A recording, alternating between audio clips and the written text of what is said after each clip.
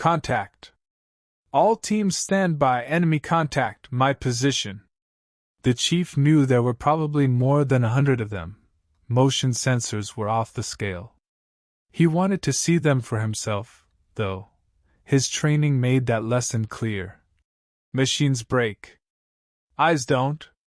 The 4 Spartans that composed Blue Team covered his back, standing absolutely silent and immobile in their Mjolnir combat armor.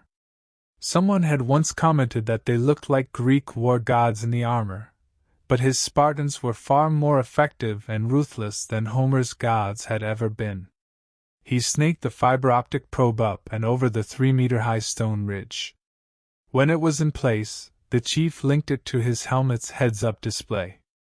On the other side he saw a valley with eroded rock walls and a river meandering through it, and camped along the banks as far as he could see were grunts.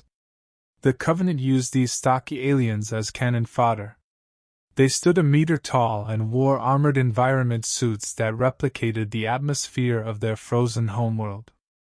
They reminded the chief of biped dogs, not only in appearance, but because their speech, even with the new translation software, was an odd combination of high-pitched squeaks, guttural barks, and growls.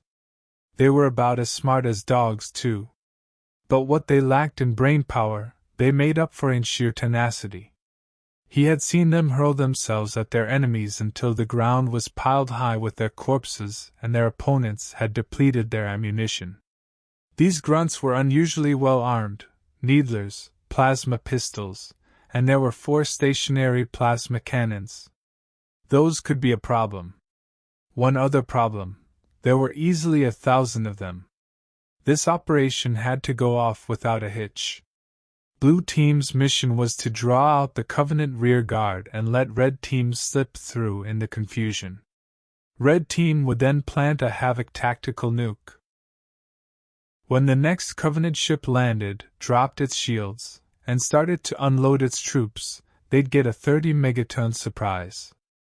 The chief detached the optics, and took a step back from the rock wall. He passed the tactical information along to his team over a secure comm channel. 4 of us, Blue 2 whispered over the link. And 1,000 of them? Piss poor odds for the little guys. Blue 2, the chief said. I want you up with those jackhammer launchers. Take out the cannons and soften the rest of them. Blue 3 and 5, you follow me up, we're on crowd control. Blue 4, you get the welcome mat ready. Understood? 4 blue lights winked on his heads-up display as his team acknowledged the orders. On my mark. The chief crouched and readied himself. Mark! Blue 2 leaped gracefully atop the ridge, 3 meters straight up. There was no sound as the half-ton of Mjolnir armor and Spartan landed on the limestone. She hefted 1 launcher and ran along the ridge. She was the fastest Spartan on the chief's team. He was confident those grunts wouldn't be able to track her for the 3 seconds she'd be exposed. In quick succession, Blue 2 emptied both of the jackhammer's tubes, dropped 1 launcher, and then fired the other rockets just as fast. The shells streaked into the grunt's formation and detonated. One of the stationary guns flipped over, engulfed in the blast, and the gunner was flung to the ground. She ditched the launcher, jumped down, rolled once, and was back on her feet, running at top speed to the fallback point. The chief, Blue 3, and Blue 5 leaped to the top of the ridge. The chief switched to infrared to cut through the clouds of dust and propellant exhaust just in time to see the second salvo of jackhammers strike their targets. 2 consecutive blossoms of flash, fire, and thunder decimated the front ranks of the grunt guards, and most importantly, turned the last of the plasma cannons into smoldering wreckage. The chief and the others opened fire with their MA-5B assault rifles, a full automatic spray of 15 rounds per second. Armor-piercing bullets tore into the aliens, breaching their environment suits and sparking the methane tanks they carried. Gouts of flame traced wild arcs as the wounded grunts ran in confusion and pain. Finally, the grunts realized what was happening, and where this attack was coming from. They regrouped and charged en masse. An earthquake vibration coursed through the ground and shook the porous stone beneath the chief's boots. The 3 Spartans exhausted their AP clips and then, in unison, switched to shredder rounds. They fired into the tide of creatures as they surged forward. Line after line of them dropped. Scores more just trampled their fallen comrades. Explosive needles bounced off the chief's armor, detonating as they hit the ground. He saw the flash of a plasma bolt, sidestepped, and heard the air crackle where he had stood a split second before. Inbound Covenant air support, Blue 4 reported over the comlink. ETA is 2 minutes, Chief. Roger that, he said. Blue 3 and 5, maintain fire for 5 seconds, then fall back. Mark! Their status lights winked once, acknowledging his order. The grunts were 3 meters from the wall. The chief tossed 2 grenades. He, Blue 3, and Blue 5 stepped backward off the ridge, landed, spun, and ran. 2 dull thumps reverberated through the ground. The squeals and barks of the incoming grunts, however, drowned out the noise of the exploding grenades. The chief and his team sprinted up the half-kilometer sandstone slope in 32 seconds flat. The hill ended abruptly, a sheer drop of 200 meters straight into the ocean. Blue 4's voice crackled over the comm channel. Welcome mat is laid out, Chief. Ready when you are. The grunts looked like a living carpet of steel blue skin, claws, and chrome weapons. Some ran on all 4s up the slope. They barked and howled, baying for the Spartans' blood. Roll out the carpet, the chief told Blue 4. The hill exploded, plumes of pulverized sandstone and fire and smoke hurtled skyward. The Spartans had buried a spiderweb pattern of Lotus anti-tank mines earlier that morning. Sand and bits of metal pinged off of the chief's helmet. The chief and his team opened fire again, picking off the remaining grunts that were still alive and struggling to stand. His motion detector flashed a warning. There were incoming projectiles high at 2 o'clock, velocities at over 100 kilometers per hour. 5 Covenant Banshee flyers appeared over the ridge. New contacts! All teams open fire! He barked. The Spartans, without hesitation, fired on the alien flyers. Bullet hits pinged from the flyers' chitinous armor. It would take a very lucky shot to take out the anti-grav pods on the end of the craft's stubby meter-long wings. The fire got the aliens' attention, however. Lances of fire slashed from the Banshee's gunports. The chief dove and rolled to his feet. Sandstone exploded where he had stood only an instant before. Globules of molten glass sprayed the Spartans. The Banshees screamed over their heads, then banked sharply for another pass. Blue 3, Blue 5, Theta maneuver, the chief called out. Blue 3 and 5 gave him the thumbs-up signal. They regrouped at the edge of the cliff and clipped onto the steel cables that dangled down the length of the rock wall. Did you set up the fugazes with fire or shrapnel? The chief asked. Both, Blue 3 replied. Good. The chief grabbed the detonators. Cover me. The fugazes were never meant to take down flying targets. The Spartans had put them there to mop up the grunts. In the field, though, you had to improvise. Another tenet of their training, adapt or die. The Banshees formed into a flying V and swooped toward them, almost brushing the ground. The Spartans opened fire. Bolts of superheated plasma from the Banshees punctuated the air. The chief dodged to the right, then to the left. He ducked. Their aim was getting better. The Banshees were 100 meters away, then 50 meters. Their plasma weapons might recycle fast enough to get another shot, and at this range, the chief wouldn't be dodging.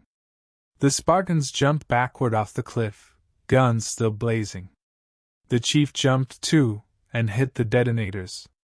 The 10 fugazas, each a steel barrel filled with napalm and spent AP and shredder casings, had been buried a few meters from the edge of the cliff, their mouths angled up at 30 degrees.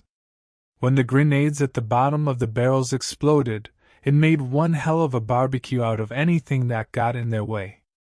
The Spartans slammed into the side of the cliff, the steel cables they were attached to twanged taut. A wave of heat and pressure washed over them. A heartbeat later 5 flaming banshees hurtled over their heads, leaving thick trails of black smoke as they arced into the water. They splashed down, then vanished beneath the emerald waves.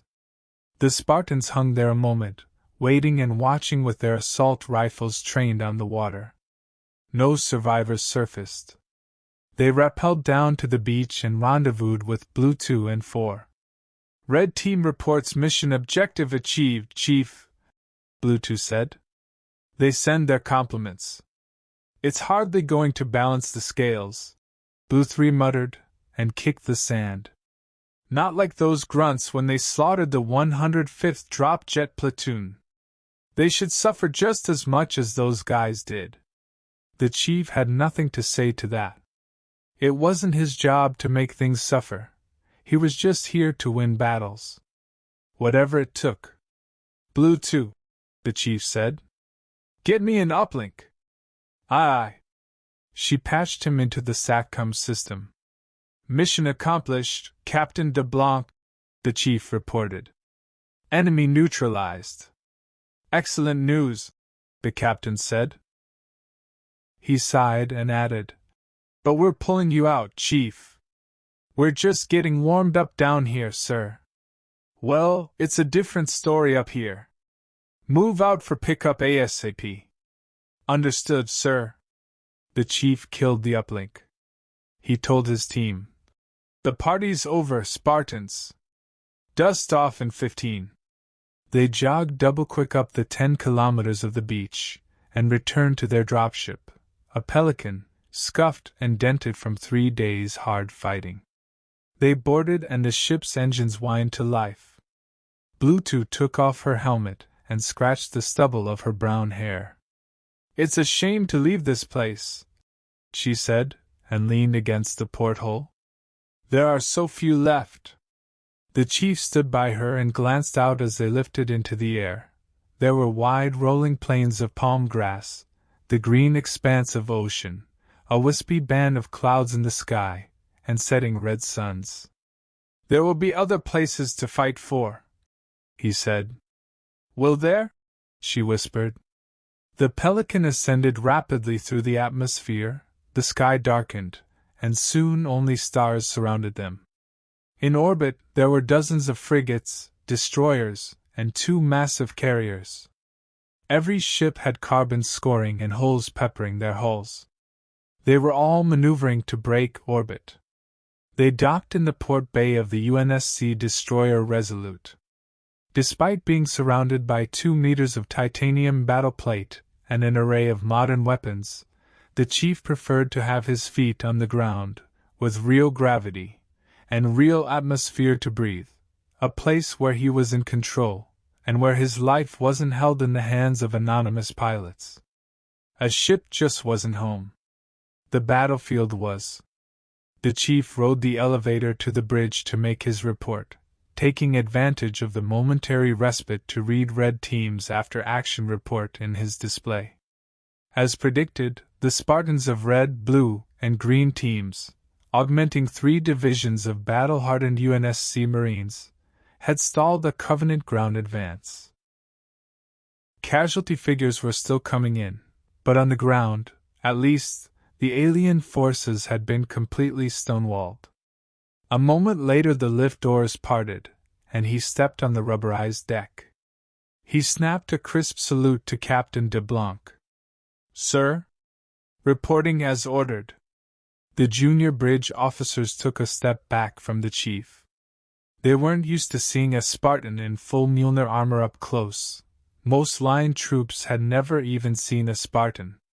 The ghostly iridescent green of the armor plates, and the matte black layers underneath made him look part gladiator, part machine. Or perhaps to the bridge crew, he looked as alien as the Covenant. The view screen showed stars and Jericho VI's 4 silver moons. At extreme range, a small constellation of stars drifted closer. The captain waved the chief closer as he stared at that cluster of stars, the rest of the battle group. "It's happening again. Request permission to remain on the bridge, sir," the chief said. "I want to see it this time, sir."